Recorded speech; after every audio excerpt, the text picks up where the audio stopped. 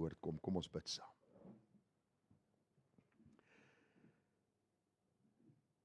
Hemelse Vader, daardie besondere lied wat ons gesing het oor where he may lead me, I will go, het gepraat van ons vriend van Golgotha, ons verlosser, God wat mens kon word het, die een wat sy lewe in ons plek aan die kruis gegee het, wat uitgeroep het, dit is volbring, sodat ons vry ander kant kan uitgaan, dat ons vanmôre kan sê, ons is mede-erfgename van God of van Christus Jesus, en dat ons kinders van God is, op grond van wat Christus aan die kruis gedoen het. Vader, ons besef dat ons niks van hierdie seëninge uit u hand enigsins, Here, as vanselfsprekend kan aanvaar nie. Maar dat alles loutere genade en guns uit u hand is. Daarom wil ons vanmôre sê, soos die psalmdigter, loof die Here o my siel en alles wat binne my is. Loof sy heilige naam, loof die Here o my siel en vergeet geen een van sy weldade nie. Here, baie dankie vir elke gesin wat vanmôre hier is.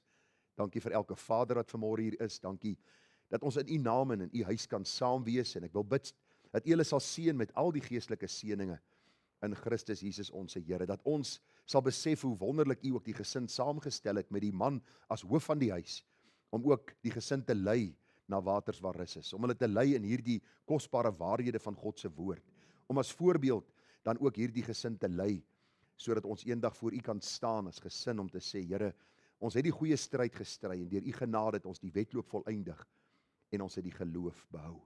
En ag, baie dankie dat ons met die verwagting kan uitsien, Here, dat ons uit u mond sal hoor, mooi so, goeie en getroue dienskneg.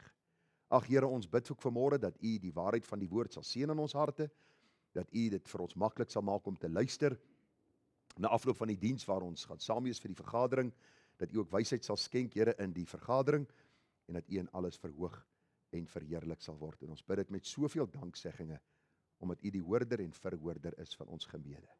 Gemeente, genade, barmhartigheid en vrede word vir u geskenk van God ons hemelse Vader, en ook van ons dierbare Here Jesus Christus. Dit word kragtig vermenigvuldig deur die werking van sy Gees, ook hier by ons. Amen. Nou vriende, ek vra om die woord van die Here saam met my oop te maak, by 1 Petrus die 3de hoofstuk. By hierdie Vadersdag geleentheid gaan ons daar uit 1 Petrus die 3de hoofstuk lees, daar die eerste 7 verse, en ek wil net noem, as u 'n gereelde besoeker in die gemeente is, of 'n lidmaat in die gemeente is, u is almal welkom vir die vergadering na afloop van die tyd, na afloop van die diens, u is baie welkom, so ons wil maar net vir u noem, vir die ouens wat vra en wat nie altyd seker is nie, u is baie welkom om die vergadering by te woon. Ons lees saam uit 1 Petrus die 3de hoofstuk. Nou Petrus is die skrywer van hierdie bepaalde brief, en almal weet dat hierdie man Petrus Jesus verraai het.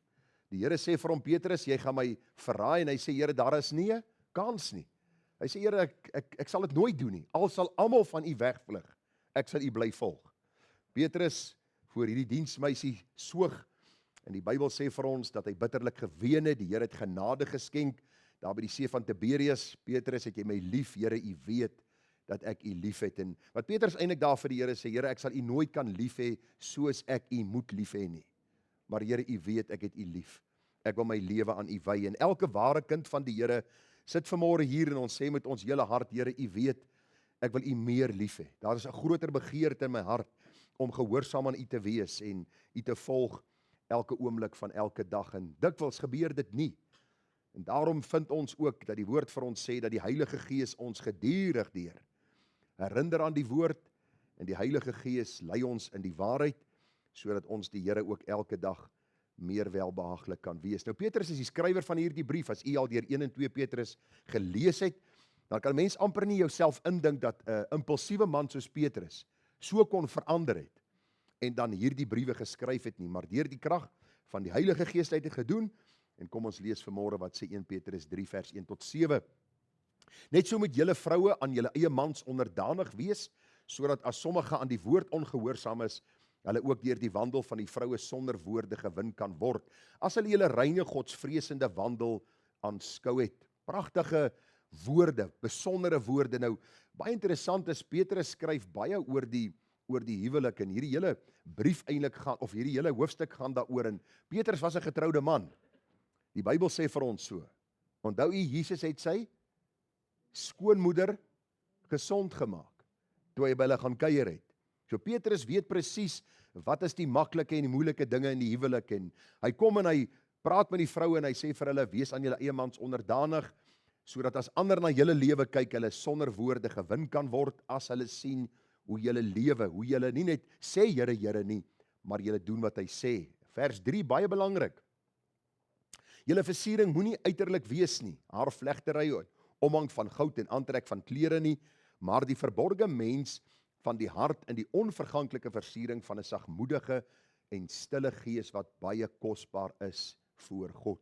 Baie besondere woorde, vers 5. Want so het vroeër ook die heilige vroue wat op God gehoop het, hulle self versier, en hulle was aan hulle eie mans onderdanig, so Sara gehoorsaam was aan Abraham en hom Heer genoem het, wie se kinders julle geword het, as julle goed doen en geen enkele verskrikking vrees nie. Nou vriende, ek wil net daar 'n onderbreking maak, want die 7de vers gaan nou in 'n hele ander rigting in. Die eerste 6 verse praat Petrus nou besonder met die vrou, en wat Petrus hier wil sê is, dat ons kan baie van die woord weet, maar as ons dit nie uitleef nie, as ons dit nie doen nie, beteken dit nie veel nie. En nou kom Petrus en hy praat met die mans.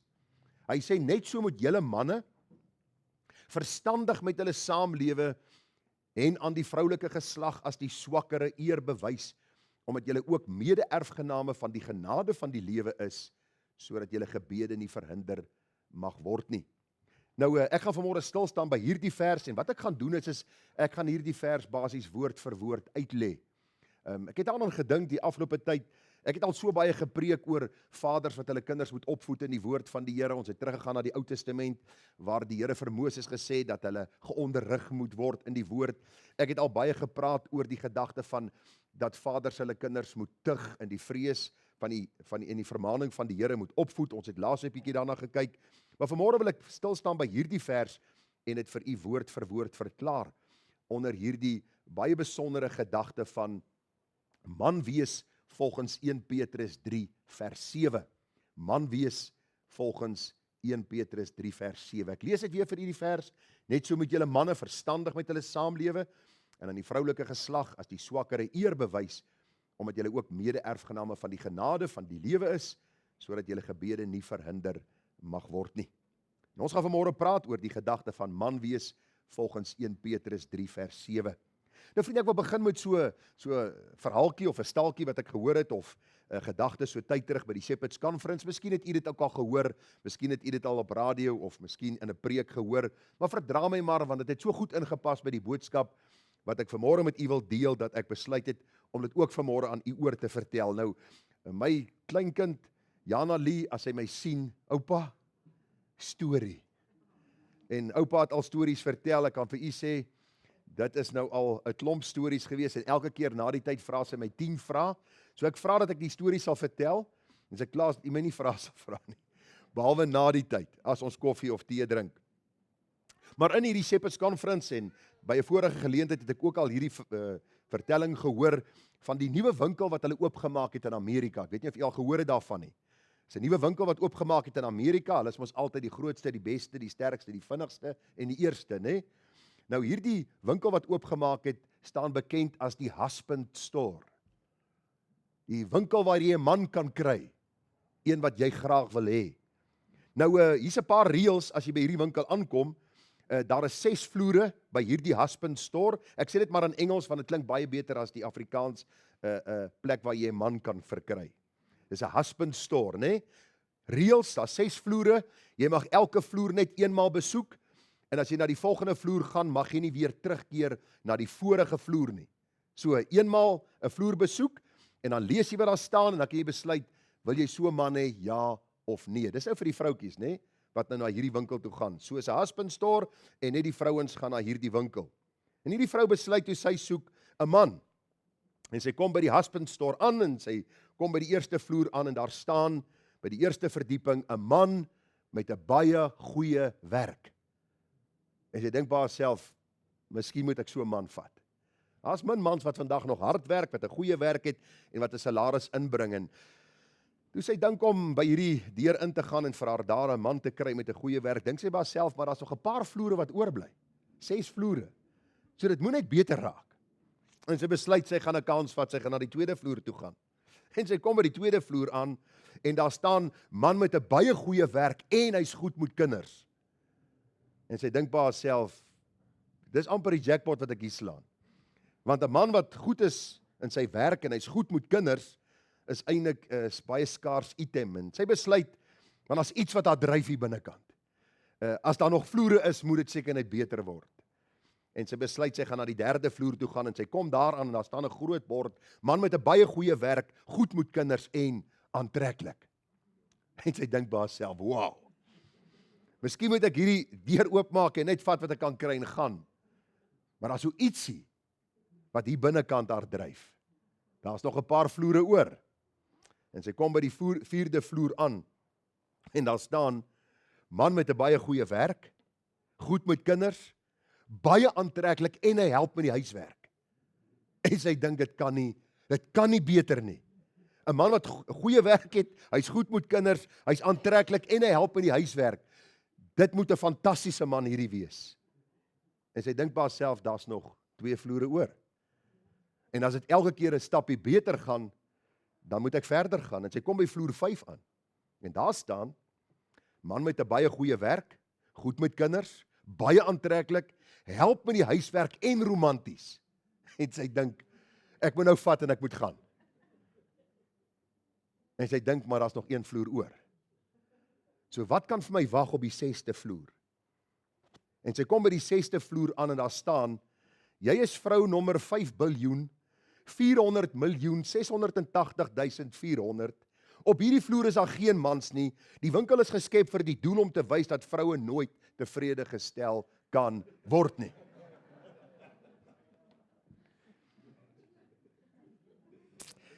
Nou vriende, dikwels lag ons oor vertellings soos hierdie, maar wat hierdie verhaaltjie illustreer vir ons, is dat beide die man en die vrou dikwels lewenslank op soek is na iets of iemand om die leemte in hulle lewe te vul. En daardie leemte word nooit gevul as dit nie eers in die Here gesoek word en gevind word nie. Hierdie verhaaltjie illustreer die hartseer gedagte wat ons beleef in ons dag en tyd, is dat die meeste paartjies soek vervulling in mekaar. En hulle laat die een wat die huwelik daar gestel het, uit die prentjie.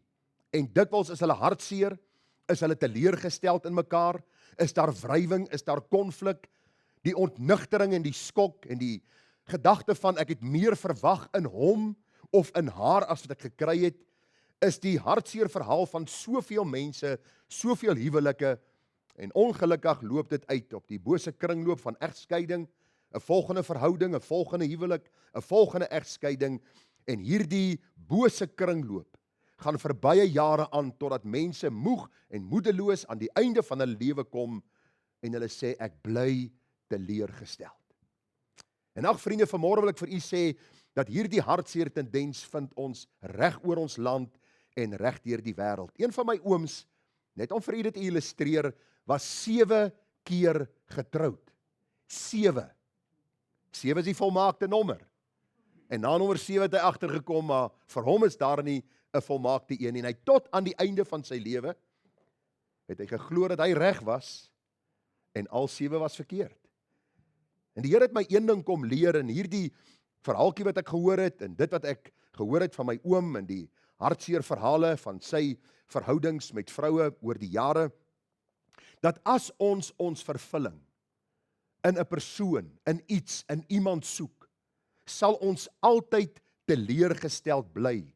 Maar vriende, hoor, as ons ware vervulling, vrede en geluk in die Here soek, sal ons dit ook in mekaar in die huwelik vind. Dit is net wanneer ons totale vervulling in die Here vind, dat ons begin om mekaar te akkommodeer, mekaar te geniet, mekaar te respekteer, mekaar te ontdek, en so ook die Here in alles te verhoog en te verheerlik. U sien, dit is net die Here wat totale vervulling kan bring. En wanneer my verhouding met hom die belangrikste is, dan maak al die ander verhoudinge sin in my lewe. Ek het vir u gesê aan die begin, die rede waarom ek op Vadersdag praat oor hierdie gedagte, is Vaders is besig om in hulle seun se lewe te bou, om eendag self pa en man te wees. Die pa leer die seun hoe om man vir sy vrou te wees, hoe om haar te behandel, hoe om saam met haar te leef, en ek wil vanmôre dit sê, die grootste geskenk wat elke vader sy kind kan gee, is om hom te leer om sy vrou reg en goed en Bybels te behandel. Om haar reg, goed en Bybels te behandel. En ons gaan vanmôre nou uitkom by hierdie gedeelte in 1 Petrus 1 vers 7 en ons gaan praat oor die gedagte man wees volgens 1 Petrus 1 vers 7. Nou die eerste gedagte, vriende, waarna ons gaan kyk, die Here sê vir ons as mans, as man in my huis, as man vir my vrou en as pa van my kinders, dat ek moet verstandig met my vrou saamleef. Luister, die grootste geskenk wat jy jou kinders kan gee, is om hulle ma goed te behandel. Om hulle ma met liefde en met deernis te behandel. En dikwels hoor ek wat man sê, hulle sê maar, sy verdien dit nie. En ek het onlangs vir iemand gevra, verdien jy dit, dat God jou vergewe? As jy hom vra, Here vergewe my. Is ek en jy so besonder, dat ons na die Here met vrymoedigheid kan gaan en sê, Here, op grond van my goedheid, moet U vir my vergifnis, genade, liefde en barmhartigheid skenk. Die Bybel is baie duidelik daaroor, dat juis genade ons deel geword het, en sodoende het ons kinders van God geword. En dis dieselfde wat ons aan ons vroue moet bewys. Hulle is anders as ons. Klaar. Ons kan nie daaroor redeneer nie. Dit is asof ons van verskillende planete afkom. En tog sê die Bybel, God het ons geskape, man en vrou. En ek het dikwels vir mans al gesê, en ek het dit vir myself al gesê, by tye, as ek wil hê my vrou moet soos ek wees, dan moes ek met wie getrou het? Met myself. En luister, ek irriteer myself baie meer, as enige iets wat my vrou doen my irriteer. So kom ons kyk wat sê die Bybel, leef verstandig met jou vrou saam. 1 Petrus 1 vers 7, net so moet julle manne, die gedagte van 'n biologiese man, die Bybel sê manne, soos God ons geskaap het, en dan sê die Bybel, so moet julle manne. Dis 'n opdrag wat God ons gee. Dis nie iets waaroor ons kan arm druk en vir die Here sê, maar ons sal later daaroor besluit en ons sal bietjie daaroor redeneer en so 'n bietjie inligting by die predikant gaan inwin en by die sielkundiges en by almal wat vir ons inligting kan gee, en dan sal ons 'n besluit maak nie. As kind van God, ek praat vanmôre met weergeborenes, ek praat met manne wat die Here liefhet. Die Bybel sê, net so moet julle manne verstandig met hulle saamlewe. Nou die gedagte, vriende, van verstandig beteken om met insig en kennis te leef. Die man as kind van die Here moet sy kennis van die woord altyd vergroot en tentoonstel in die uitleef van die waarhede teenoor sy vrou. Lukas 6:46 sê die Here vir die mense wat na hom luister terwyl hy preek, waarom noem julle my Here, Here en julle doen nie wat ek vir julle sê nie. Daarom moet 'n man die een wees wat die inisiatief neem om sy vrou en sy kinders te begelei in die waarheid. Hy self moet 'n student van die woord wees en soos die Here hom oortuig van sonde, geregtigheid en oordeel, en soos die Here hom lei in die waarheid, en soos hy lees van die vrug van die Gees, en soos hy groei in die kennis en genade van die Here, so bou hy in sy vrou hierdie waarhede, sodat hy met verstand saam met haar sal leef. Hierdie gedagte dat hy verstandig met die vrou moet saamlewe, beteken verder ook, hy moet 'n student van sy vrou wees. Nou as jy dink jy gaan 'n graad kry in hierdie universiteit, 'n surprise vir jou. Daar word nie 'n graad uitgereik nie. Jy neem nie toe regtig in jou kennis in die sin dat jy 'n kwalifikasie gaan kry aan die einde van die studies nie, maar die gedagte om 'n student van sy vrou te wees, om haar te leer ken, insig in haar optredes en 'n verstaan van haar menswees, al is dit soms kompleks. Dis wat die Here van ons vra. Nou wil ek net vir u sê, dat toe die apostel Petrus hierdie opdrag gee, en aan die manne hierdie waarhede deurkommunikeer, was dit revolusionêr vir sy tyd, vir die manne van daardie tyd, juis omdat die Romeine en die Joodse manne met absolute mag in hulle huis geregeer het. Luister vriende, as u die geskiedenis gaan lees, het manne absoluut die sê in hulle huis gehad het hulle soms wrede dinge gedoen in hulle huise, en die vrou het absoluut gelei daaronder. Vandag het baie verander, en ons dank die Here vir die vooruitgang, wat daar was ook in die verstaan van sy woord. Maar Petrus kom en hy praat hier met manne, wat uit genade gered is, wat redding in Christus gesmaak het, en hy sê vir hulle, julle moet met wysheid saam met julle vroue leef, verstandig saam met julle vroue leef. In Kolossense 3:9 sê dit vir ons so mooi, Kolossense 3 vers 9 en 10. Manne, julle moet julle vroue lief hê en nie teen hulle verbitterd word nie. So, in plaas van om verbitterd te word teenoor jou vrou, moet jy verstandig met hulle saamleef.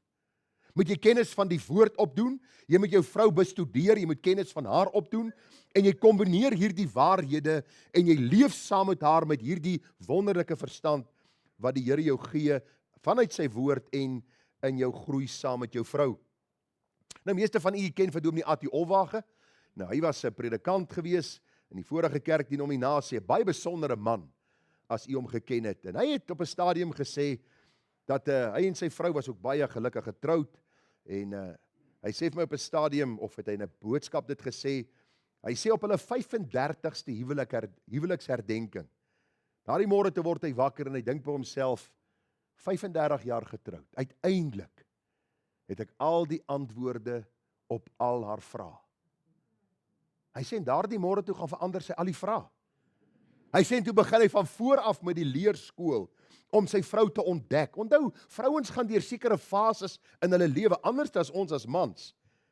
Die groot ding is, ons het nodig om wysheid van God af te bid, nie om hulle sondige praktyke en optredes te akkommodeer nie, maar om hulle juist te begelei deur die verandering wat in hulle liggaam plaasvind, die emosies wat soms net vrylik oorvloei, hierdie hele gedagte van anders dink as ons en anders optree as ons. So die Bybel sê vir ons, as mans moet ons, as weergeborenes moet ons verstandig met ons vrou saamlewe. Nou hierdie gedagte van saamlewe of saamwoon, se betekenis is letterlik om dieselfde huis met mekaar te deel, maar in die klassieke Grieks was dit die amptelike terme vir die intieme huwelikslewe. So as Petrus sê ek moet met my vrou saamlewe, dan sê Petrus eenvoudig dat ons voortdurend saam met hulle moet lewe, ons moet voortdurend hulle behoeftes vervul, en hoor nou, dit gaan nie oor die blote deel van 'n adres nie, maar om jou hele lewe, fisies, emosioneel en sosiaal aktief met jou vrou te deel. Ek het onlangs by 'n huweliksplegtigheid, of nie onlangs nie, seker so 'n paar maande terug by huweliksplegtigheid vir die paartjie gesê, dis twee onvolmaakte mense, wat in hierdie huweliksverhouding kom staan, wat God ingestel het. En aan die einde van hierdie huwelik gaan hulle of getuig van blydskap en vreugde, of van hartseer en pyn. As man het die Here my geroep as hoof van my huis, in hierdie opsig moet ek die leiding neem, om wys met my vrou saam te lewe. Ek moet die Here vra vir geduld, vir genade, vir kennis uit sy woord. Ek moet my vrou bestudeer, ek moet sien wie sy is, ek moet groei saam met haar, en ek moet haar so begelei, dat God die Vader verheerlik sal word in hierdie huwelik, wat hy vir ons gegee het. Daarom sê Filippense 2 vers 3, moenie iets doen uit selfsug, of uit ydelle eer nie, maar in nederigheid moet die een die ander hoër ag as homself. Julle moet nie elkeen na sy eie belange omsien nie, maar elkeen ook na die ander sin. U sal sien, hier word gepraat met die man en met die vrou, maar die beginsel van môre, ons staan stil by ons mans, dat ons nie iets sal doen uit selfsug of uit ydelle eer nie, maar in nederigheid moet ons die een die ander hoër ag as homself. Om onder jou vrou in te kom is nie 'n teken van swakheid nie. Dis nie dat jy 'n swakkeling is nie, maar is om God se opdrag ten uitvoer te bring in jou liefde vir jou vrou, en om in wysheid met haar saam te lewe. Al verander sy al die vrae na 35 jaar. Om nog steeds vir die Here te vra, Here, omdat ek U liefhet, onthou waar het ons begin? As my verhouding met God reg is, dan vloei dit deur na my verhouding met my vrou, met my kinders, En so kan ons die Here dan ook in hierdie de mekaar samelewing verheerlik, deur 'n huwelik te hê, wat God welbehaaglik is. En luister, ons kinders, kyk daarna. Vanmôre van my seuns boodskapies gekry, pa, baie dankie vir die voorbeeld wat jy vir ons stel. Dankie dat jy vir ons in hierdie opsig en in daardie opsig 'n voorbeeld stel, en ek bely dat ek nie altyd in elke opsig 'n voorbeeld is nie. Maar een ding wat ek die Here vra, Here, help my dat ek sal streef daarna, en dat hulle bo alles sal sien dat ek hulle ma liefhet. Dat hulle ma nie net nog iemand in my huis is wat rond beweeg, kos maak, huis bietjie aan die kant maak, was goed was, en in die res van die tyd is hy eintlik een wat sleg behandel word nie. Mag ons vir ons seuns 'n voorbeeld wees ook, hoe hulle later hulle vroutjies sal behandel. Volgende sê Petrus, hy sê bewys aan hulle eer as die swakkere, net so moet julle manne verstandig met hulle saamlewe, en aan die vroulike geslag as die swakkere eer bewys. Nou, baie interessant is, vriende, hierdie gedagte van swakkere eer bewys, is eenvoudig die gedagte van dat sy waarde het. Sy's kosbaar. Kom ons gebruik 'n eenvoudige en 'n praktiese illustrasie in hierdie opsig. As jy 'n mooi antieke vaas het, nou jy weet wat 'n vaas is, 'n ding waar jy blomme in sit, né? Maar as jy 'n antieke een het, daai goed, hoor ek, gaan baie keer vir 'n paar 100.000 rand. Dan gryp jy nie hierdie vaas wanneer jy 'n spyker in die muur wil inslaan en jy gebruik die vaas en kap die spyker in nie. Dink jy dit sal slim wees? Of die klein kinders kom en hulle kom speel en hulle vra, ouma, ons soek speelgoed. Ons haal hierdie vaas af en ons gee vir die kinders om mee te speel. Is 'n paar 100.000 rand werd. Ons sal dit nie doen nie. Ons is nie dom, ons is nie onnosel nie. Ons vrouens is baie meer werd as daardie kosbare vaas, en daarom moet ons in haar lewe inbou en haar sien as hierdie een wat God ons gegee het, en ons moet eer aan haar bewys. Ons moet daagliks eer aan haar bewys. En wat vir my kosbaar was in hierdie studie wat ek gedoen het, mans word beveel, en hou ons van bevele. In die weermag het ons amper 'n weersin, en die polisie 'n weersin gekry teen dit.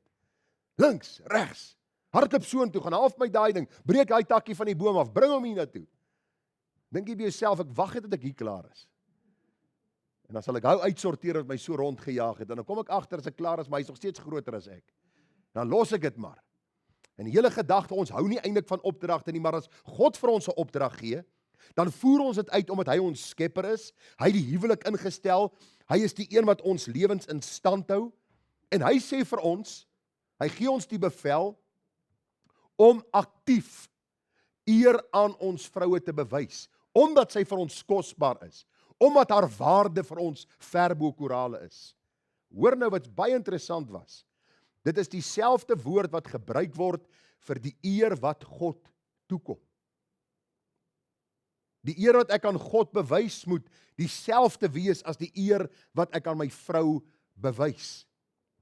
'n Man moet sy vrou beskou as 'n kosbare skat wat sy respek werd is en haar nie as vanselfsprekend aanvaar nie. Nou as jy vanmôre miskien so 'n bietjie ongelukkig is met u vrou en jy dink by jouself, man, ek is so 'n bietjie moeg vir haar. Sy het my al baie nonsens gegee die afgelope klompie jare. Dink net by jouself, wat kon jy gekry het? Ek kyk nou die dag toe, wys hulle so 'n advertensie van hierdie vrouens wat in hierdie cages beklei. Dink myself, ek is bly ek het nie een van hulle nie. Dink dit as ek nie aan haar nie eer bewys en sy trek my hier voor my bors nader en sy slaan my met 'n kop en sy gryp my daar 'n kopgreep en sy druk my dat my tong uithang, dan sal ek terug verlang na my eie vrou, hoor. Dis om ek vir jou sê, as jy vanmôre ondankbaar is, dank die Here, daai vrou is nie joune nie. Bewys aan haar eer. Luister, jy het haar getrou. Ek sê dikwels vir paartjies wat kom vir huweliksberading, dan sê ek vir hulle, jy het daai vrou getrou. Jy het gesê ek wil my lewe lank met haar spandeer. Gee haar die eer wat haar toekom. En al verdien sy dit nie, voer God se opdrag uit, omdat jy God liefhet en hy jou redder is. Sy is daar die kosbare vaas, as ons weer terug kan kom na daardie illustrasie. Sy moet die ereplek in die huis hê. Respekteer haar, waardeer haar. Betoon dankbaarheid aan haar vir die werk wat sy doen. Dit maak nie van jou 'n swakkeling nie, en enige vrou wat die Here liefhet, sal blom onder hierdie wonderlike, amper sê leierskap van 'n man. wat die Here liefhet en haar liefhet. Nou vriende, as die Bybel praat van dat sy die swakkere is, dan is daar 'n tweeledige verklaring. In haar fisiese kapasiteit is sy swakker as die man. Ek weet nie of u nou die dag gehoor het, nou met al hierdie debatte wat aan die gang is oor mans wat mos nou verander in vrouens, het jy agtergekom as bittermin vrouens wat verander in mans wat aan sport gaan deelneem. Al die mans wat vrouens word gaan neem deel aan sport, omdat hulle te swak is om as mans iets te bereik het, maar hoe dit ook al mag sy, en toe lees ek hierdie berig van die man wat nou 'n vrou geword het en hy neem deel. En ek weet nie wat noem jy dit in Afrikaans nie, maar hierdie cage bekleierery, hierdie waar hulle binnekant hierdie hok is en hulle beklei. En daardie man wat 'n vrou geword het, het teen 'n ander vrou beklei. En hulle sê na die tyd, toe die geveg klaar is, hulle daai vrou lyk my uitgedra met 'n draagbaar, haar skedel was gekraak gewees. In die onderhoud na die tyd het hy amper daai vrou doodgeslaan.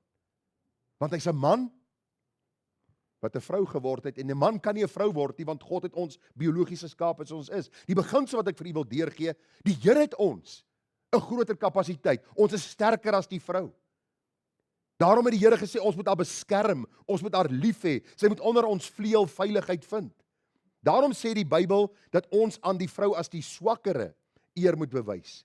Dit beteken nie, vriende, dat sy minder breinkapasiteit as ek het nie, of dat sy 'n minderwaardige persoon is, glad nie, maar sy's meer kwesbaar. In die tyd wat Petrus geskryf het, was vrouens geweldig kwesbaar gewees. Maar ook in die sosiale en wetlike kwesbaarheid. In die eerste eeu het vroue byna geen wetlike regte gehad nie. Hulle kon maklik deur mans uitgebuit, mishandel of weggesmy word.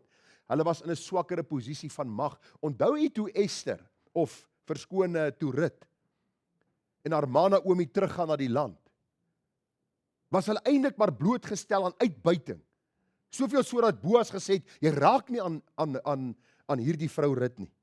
Vir sy diensknegte gesê, julle raak nie aan hierdie vrou nie, omdat hierdie vrouens so uitgebuit was. Dis vrouens wat in die antieke wêreld geweldig swaar gekry het. Vandag het dinge redelik verander, maar die Bybel gee nog steeds dieselfde beginsel deur. Hulle is fisies swakker as ons. Hulle is in 'n mate meer kwesbaar as ons. Hulle glo mense makliker as wat ons glo. En baie keer, ek en my vrou het al baie die gesprek gehad, dan sal mense goed praat, dan sê sy, regtig, is dit so? Jo, kyk ek my vrou se, dan dink myself, kan nie wees nie. 'n blinde man met 'n stok kan voel, hierdie ou praat die grootste klomp nonsens op aarde, en sy glo hom klakkeloos. En na die tyd ry ons en sê ek hoop jy het werklik hierdie ou geglo nie. Hy praat 'n klomp nonsens. Regtig? Ja, my vrou, regtig. En later dink sy by haarself, maar hier is hierdie man vir my skitterend. Hy sien deur mense, en tussentyd is maar net omdat vrouens meer kwesbaar is en dikwels meer uitgebuit word. Jy moet die hartseer verhale hoor van hoe vrouens uitgebuit word deur makelaars nadat hulle man oorlede is, hoeveel geld verloor het omdat hulle klakkeloos mense net glo en aanvaar wat mense sê. Ek vra dat u en ek as man, hulle sal leer, hulle sal onderrig, hulle met wysheid en insig sal begelei, dat as ek en jy nie meer daar is nie, dat hulle nog steeds vrou kan wees, en hulle kan staan en God so kan verheerlik. Efesiërs 5:28 sê, so behoort die man sy eie vroue lief te hê, soos hulle eie liggame. Wie sy eie vrou lief het, het homself lief, want niemand het ooit sy vlees gehaat nie, maar hy voed en koester dit, net soos die Here die gemeente. So ons bewys haar eer aan haar eer as die swakkere, omdat God vir ons hierdie opdrag gee, hierdie bevel gee, soos ek my eie liggaam nie skade aandoen nie, so doen ek my vrou nie skade aan nie. Soos ek myself nie wil uitbuit nie, so buit ek my vrou nie uit nie. Ek poog om haar as die swakkere eer te bewys. En ag vriende, somtyds hoor ek mans wat sê, man, as sy 'n man was, het ek haar 'n goeie draagslaag gegee. Ek wil jou vanmôre sê, sy is nie 'n man nie. Sy is die vrou wat jy gekies het, om saam met jou te wees. Vra die Here vir genade om ook in die moeilike tye vir haar 'n man te wees wat onder haar inkom en haar liefhet. Die derde gedagte, onthou, hulle is mede-erfgename. Hulle is mede-erfgename. Hoor wat sê die Bybel in 1 Petrus 1:7, die C gedeelte. Net so moet julle manne verstandig met hulle saamlewe, dan die vroulike geslag as die swakere eer bewys, omdat julle ook mede-erfgename van die genade van die lewe is. Nou vriende, hierdie gedagte van erfgename beteken, die voorvoegsel syn beteken saam met. Dit is 'n gelykstellende terme. In die Romeinse reg het vroue selde geërf. Petrus plaas die vroue regstreeks langs die man as 'n gelyke erfgenaam in God se koninkryk. So wat Petrus eenvoudig sê, op aarde gaan daar verskille wees. Luister, ons gaan dit nooit heeltemal uit die weg ruim nie. Daar is sekere opdragte wat die Here vir 'n man gee, daar is sekere opdragte wat die Here vir 'n vrou gee. Soos die man sy vrou moet lief hê, so moet die vrou onderdanig wees aan haar man. Dis opdragte wat God ons gee en elkeen van ons gaan dan ook rekenskap voor die Here gee oor hoe ons uitgeleef het wat die Here vir ons gegee het. Maar die beginsel wat hier na vore kom is, in daardie tyd het vrouens min gekry, dikwels blootgestel. Ek het nou die voorbeeld gebruik van Naomi en Rut. Eintlik mense wat totaal aan die samelewing dan uitgelewer was. Die Bybel sê vir ons baie duidelik, Petrus kom in daardie tyd, in daardie kultuur, met al daardie moeilike omstandighede, en hy sê, die dag toe ek daardie vrou getrou het, moet ek besef dat die Here haar gegee het as 'n geskenk vir my. Ek moet haar voed, ek moet haar versorg, maar bo alles moet ek onthou, dat sy saam met my eendag die hemel gaan beerwe. Sy gaan saam met my die hemel beerwe. Hoor wat sê die Bybel in Genesis 1:27. En God het die mens geskape na sy beeld, na die beeld van God het hy hom geskape, man en vrou het hy hulle geskape. Waarom is dit so dat mans en vrouens soos ramme staan en hulle stamp heeltyd kop teen mekaar om te kyk wie's die sterkere en wie gaan die baas wees in die huis en wie gaan die laaste sê? Luister vriende, so huwelik is 'n hartseer huwelik. Om jou lewe so te leef is eintlik hartverskeurend om te dink daaraan dat mense so oud word. Daar's geen liefde, daar's geen deernis, daar's geen omgee vir mekaar nie. Dis nie wat God bedoel het nie. Hy sê kyk na die skepingsverhaal. Man en vrou is gelyk. Dis nie dat God vir die man gesê het jy is besonder en hierdie ou sleepsel wat ek vir jou geskaap het, trek hom maar saam. Probeer jou dingetjie maar verdra. Sy gaan jou al jou dae gee, maar byt vas.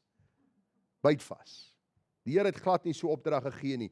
Ek het haar geskape, soos ek jou geskaap het. Ek het vir jou opdragte gegee, ek het vir haar opdragte gegee. En ek kom agter in die 35 jaar dat ek en my vrou getroud is. Hoe nader ons aan die Here beweeg, hoe meer vra ons, Here, laat ek my rol vervul, soos U dit van my vra. En my vrou vervul haar rol soos die Here van haar vra. En ewe skielik is daar vrede en harmonie in die huis. Ewe skielik verstaan ons mekaar beter, ewe skielik is daar minder kopstamp, ewe skielik is daar minder konflik en hartseer en pyn. Jy sien God wat die huwelik daar gestel het, hy weet hoe dit gebeur en moet ek ook my kinders so begelei. My seuns moet sien as daar konflik in die huis kom, hoe hanteer ek en ma dit? Hoe hanteer pa sy vrou, wanneer daar probleme kom, wanneer sy miskien iets gedoen het wat ek nie van hou nie? Wanneer sy miskien die spieeltjie van die kar afry. En jy dink by jouself, maar meeste man sê, hoe het jy dit reg gekry? Kan jy nie sien waar jy ry nie? Maar jy vergeet of wat te sê, jy het nou die ander spieël afgery. En het gou dat regmaak sonder dat sy weet, wat mamma mag nie weet, papa het dit gesien nie. Of die krap wat op die kar sit hier onder en pa parkeer die kar elke keer so dat ma nie die krap sal sien nie. Die hele gedagte is eenvoudig net, dat ons sal besef, hulle is mede-erfgename. Hoor dit sê Galasiërs 3:28, daar is nie meer Jood of Griek nie, daar is nie meer slaaf of vryman nie, daar is nie meer man en vrou nie, want julle is almal een in Christus Jesus, en as julle aan Christus behoort, dan is julle die nageslag van Abraham, en volgens die belofte erfgename. Nou vriende, hierdie nuwe tipiese kultuur wat ons vandag kry, sê vir ons, sien jy, daar is nie meer 'n man of 'n vrou nie. Ons is nou 'n dit. Nou vra ek vir ouens, verklaar my, wat is 'n dit? Is dit manlik, is dit vroulik? Nee, dit is dit, sê hulle. Okay? Hierdie teks beteken niks moet, daar's nie meer 'n man nie, en daar's nie meer 'n vrou nie, ons almal is nou dits nie. Sien wat dit beteken nie? Die Bybel bedoel vir ons eenvoudig en wil vir ons sê, ons almal is gelyk voor God. Dis nie dat die Here die man liewer het as die vrou nie. Dis nie dat die Here die man hoër sien as die vrou nie. Die Here het ons gelyk geskape. Ons elkeen het ons opdragte wat ons ten uitvoer moet bring. Daarom voor die Here is daar nie aansien, en hy's nie 'n aannemer van die persoon nie.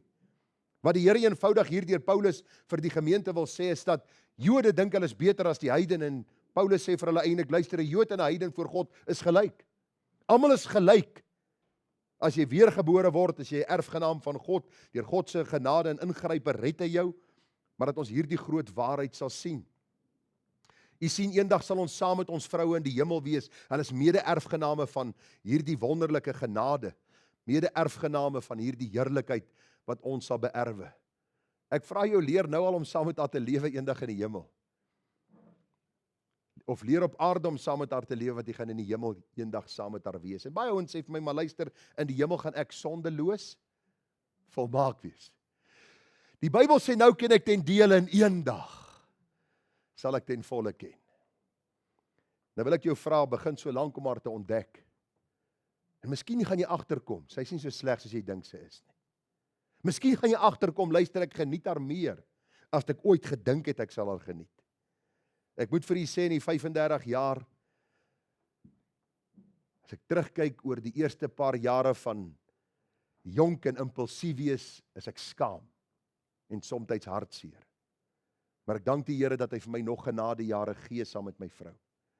Om dit wat die Here vir my uit sy woord leer in haar lewe in te bou.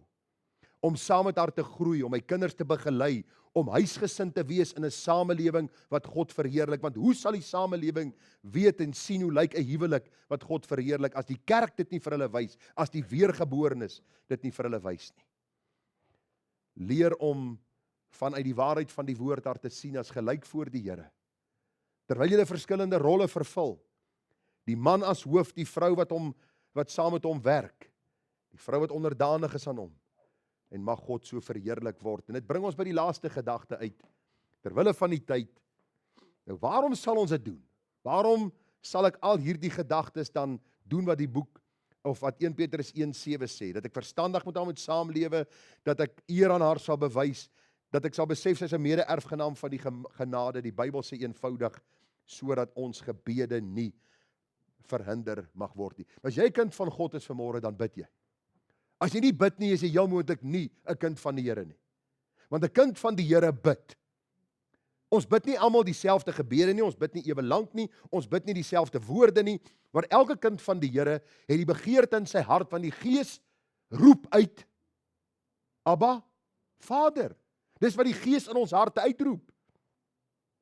En nou sê die Bybel vir ons doen hierdie dinge sodat ons gebede nie verhinder word nie.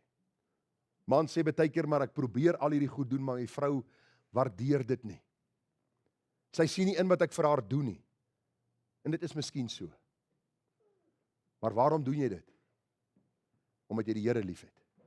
Dis jou eerste motivering, omdat ek die Here liefhet. En as ek vanmôre in my studeerkamer gaan en ek gaan bid en ek sê, Here, U weet wat in my hart aangaan. U weet wat in my huwelik aangaan. U weet wat in my lewe aan die gang is. Ek kom onderwerp my aan U.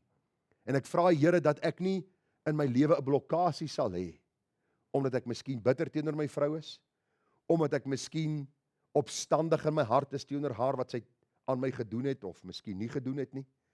Maar help my om saam met haar te lewe, sodat my verhouding met U nie skade ly nie. Dis die enkel belangrikste verhouding in ons lewe. Matteus 5:23 vir ons mans. Ek het so 'n aantekening of 2 gemaak daaroor. Matteus 5:23, as jy dan jou gawe na die altaar bring en dit jou daar byval dat jou broeder iets teen jou het, laat jou gawe daarvoor die altaar bly en gaan versoen jou eers met jou broeder en kom dan en bring jou gawe. Nou ek het al baie preke oor hierdie vers gehoor, maar ek het nog nooit die toepassing gehoor. Waar die predikant sê, as jy 'n fete met jou vrou het, los jou gawe daar by die altaar. Gaan na jou vrou, versoen jou met jou vrou en dan bring jy jou gawe. Die vrou, as jy met jou man 'n fete het, los jou gebede. Los jou gebede. Gaan na jou man en versoen met jou man. U sien, ons maak altyd die toepassing daar buitekant. By my werksplek, in my familiekring, in my buurt, in my omgewing. Jou eerste prioriteit lê in jou huis, onder jou dak. Onthou jy toe ons begin het? Ons moet verstandig met haar saamlewe, beteken om 'n selfde adres met haar te deel, om saam met haar te woon onder een dak. Dis waar my heiligmaking begin. Dit begin nie buitekant in 'n vertoon voor ander mense hoe ek lewe nie. Waarom sal ek dit doen? Waarom sal ek my onderwerp aan God? Sodat my gebede nie verhinder word nie. Die Here sê as ek begin bid en daar is wrywing tussen my en my man of my en my vrou, het ek nodig om te gaan en reg te maak. En u weet mos hoe dit werk. Dis vrek moeilik om jammer te sê. Ek gee nie om wie jy vanmôre is nie. Jy stap so verby jou vrou dan. Wat maak jy vandag? Niks. Sy soek vir my. Ek het nou eintlik gekom om jammer te sê, maar sy karring. Nou dink ek het hier in my kop, nê? Sy karring. Ek is eintlik hier, ek wil nou geestelik wees, ek wil nou kom jammer sê. En dan sal ek so sê, "Hier koffie." Nee, ek wil nie koffie hê nie. Dan dink jy, nou soek sy vir moeilikheid. Nou soek sy moeilikheid. In plaas van jy net daartoe gaan en vas sê, "My pop, ek is jammer. Ek het teenoor die Here gesondig en ek het teenoor jou gesondig." Ag, kom ek praat uit die pastorie. Julle hou van pastorie stories. Ek het al agtergekom. Julle hou daarvan. By een geleentheid ek en my vrou bietjie woorde gehad en ek dink by myself, ek moet vir haar jammer sê. Die Here vra dit van my en by ons vorige pastorie kom sy so afgestap na die gang toe en ek staan by die deur. En toe sy so verby wil loop, toe skep ek haar so met my arm. En ek trek haar nader, ek sê, "Ek wil net vir jou sê ek is jammer. Ek wil jou nie nou vergewe nie." Wat is my Bybelse antwoord? Wat is my Bybelse antwoord? Die Bybel sê verdra mekaar en vergewe mekaar as die een teen die ander gesondig het.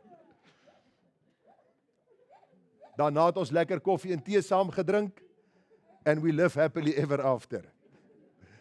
So wat ek maar vir u probeer sê is so gou as moontlik probeer die konflik uitsorteer. Probeer hierdie sake regstel, want u sien dit bou bitterheid in ons harte. As jy vanaand gaan slaap, as jy môreoggend opstaan, raak jy meer bitter. Hoekom sê sy nie sy's jammer nie? Die Here het vir my die opdrag gegee dat my gebede nie verhinder mag word nie. Dit help nie ons hou wrokke in ons harte nie. Hoor dit sê die Bybel in Efesiërs 4:26 word toornig en moenie sondig nie, laat die son nie ondergaan oor jou toorn nie en gee aan die duiwel geen plek nie. Net so voor jy dink as man dat jy volmaak is, gaan sit bietjie stil en dink aan jou lewe tot op hede. Daar is een volmaakte, en dit is die God van hemel en aarde wat in Christus ons kom red het. Deur sy gees in ons woon, hy roep ons op tot volmaaktheid.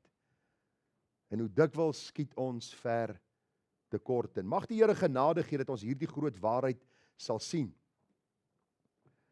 Sien, as ons hierdie waarhede tentoonstel, dan raak 1 Petrus 1:7 vir ons makliker. Net so moet julle manne verstandig met hulle saamlewe en aan die vroulike geslag as die swakkere eer bewys, omdat julle ook mede-erfgename van die genade van God is, sodat julle gebede nie verhinder mag word nie. Paul Washer het nou die dag gesê, en ek het dit vir u al gesê in 'n boodskap, ek sê dit weer vir u vanmôre. Paul Washer het gesê, die dag toe jy trou, het God jou die opdrag gegee om sy dogter veilig huis toe te bring. En dis 'n pad van begeleiding. Dis 'n pad waar jy wys met haar moet saamlewe. Dis 'n pad van vergifnis wat jy moet gee. Dis waar jy inbou in haar lewe, waar jy haar karakter bestudeer, waar jy kyk wat sy doen en wanneer sy wat doen en wanneer sy alles verander en alles anders doen, om nog steeds vir haar lief te wees, soos die Here dit van jou vra. Die groot kommentaarskrywer Matthew Henry het gesê, "The woman was made of a rib out of the side of Adam, not made out of his head to rule over him, nor out of his feet to be trampled upon by him, but out of his side to be equal with him, under his arm to be protected, and near his heart to be beloved." Nou ek wil u vra dat u as man vanmôre saam met my sal aanmeld en sal sê, Here, in die eerste plek vind ek my volmaakte vervulling in u. Geen verhouding op aarde, geen man of geen vrou kan vir die ander een vervulling bied soos die Here nie. Maar Here, vanuit my verhouding met u, wat 'n verhouding is waar u as volmaakte in my lewe kom ingryp het, my kom red het, wil ek u vra dat ek dit sal uitleef na my vrou. Dat my kinders sal sien hoe lief ek hulle ma het. Dat ek haar sal versorg, dat ek haar sal ondersteun, dat ek haar sal opbou in die allerheiligste geloof.